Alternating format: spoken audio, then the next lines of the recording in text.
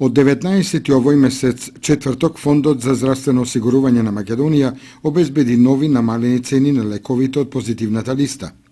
За да се направи оваа ревизија, беа спроведени и рекорден број преговори со 42 фармацевтски куќи од октомври па до почетокот на декември годинава. Вкупните финансиски ефекти во примарната здравствена заштита од оваа ревизија се намалување на трошоците на фондот за 88 милиони денари и за осигурените 31 милион денари. Односно, вкупните заштеди се 119 милиони денари на вкупниот здравствен систем.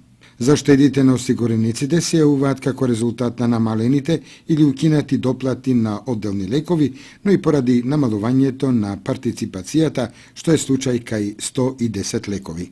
Утврдени се референтните цени на нови 20 лека по генеричко име, односно 110 лекови по заштитеното име.